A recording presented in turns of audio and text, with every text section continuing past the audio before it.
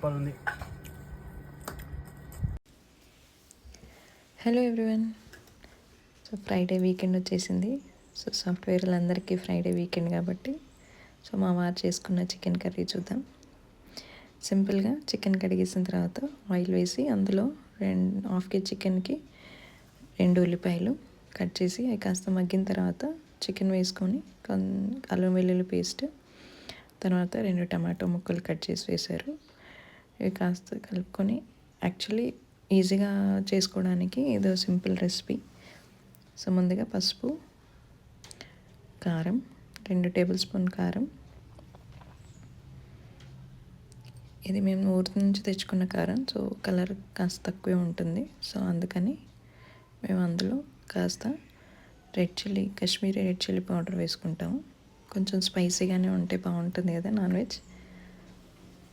So ఇందులోనే ఇలా అన్నీ ఒకేసారి వేసుకుంటే అన్ని మసాలాలు ముక్కకు బాగా పడతాయి. సో తినేటప్పుడు ముక్క రుచిగా కూడా ఉంటుంది.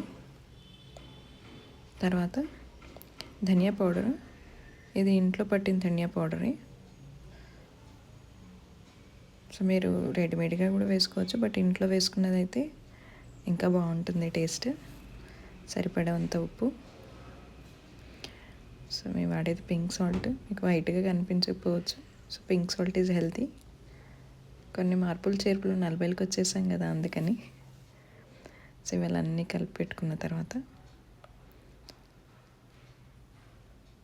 సో ఫ్లేమ్ హైలో పెట్టుకొని ఒక 10 మినిట్స్ మూసేసి let's wait and watch. Meanwhile కరివేపాకు రెమ్మలు, ఆ ఫ్లేవర్ దానికి పడుతుంది, పిల్లలు కూడా హెల్తీ అనుకొని అందులో వేసి మగ్గిన తర్వాత మళ్ళీ చూడొచ్చు కూర దగ్గర అయింది. ఇందులోకి ఇప్పుడు మనం వేసుకోవాల్సింది కాస్త వాటర్, అంటే కొంచెం గ్రేవీ రావాలి. రైస్లోకి అయితే, చపాతీలోకి అయితే సరిపోతుంది. గోరువెచ్చని వాటర్ 1 గ్లాసు వేసి సిమ్లో పెట్టి ఒకసారి కలిపేశారు. తర్వాత గరం మసాలా పౌడర్,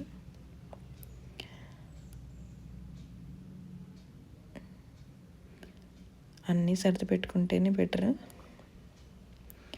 మగవాళ్ళు వంట చేసింది ఏంటో కానీ ఊరంతా పరిచేస్తారు. సో అందుకని అదొక ట్రిక్. సో తర్వాత చికెన్ మసాలా ఇలా అన్నీ కలిపేసుకొని గ్రేవీ సరిపోతుంది. ఇప్పుడు ఫైనల్గా నాజుగ్గా ఉన్న కొత్తిమీరని కట్ చేసుకొని వేసుకోవడమే.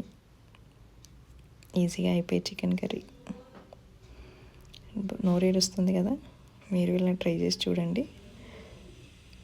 ముక్క తింటూ ఉంటే ఉంటుంది మజా. ఇది మా వారు చేసుకున్న Friday chicken curry. So final output ఇలా ఉంది. Hope you enjoyed watching this video. ఫైనల్గా చూడండి, మెత్తటి ముక్కల కోసం పీకలాడుకునే తండ్రి కూతుర్లు. మీ ఇంట్లో ఇలాగే ఉంటుంది అనుకుంటా.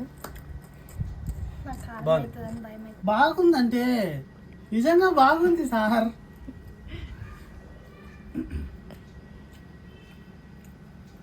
మీరు అడుగుతా ఆయన అంటారు బాగుంది సార్. బాగుందంటే బాగుందంటే బాగుందా? ఇలా మా డిన్నర్ అయిపోయింది. Thank you for watching. Bye bye.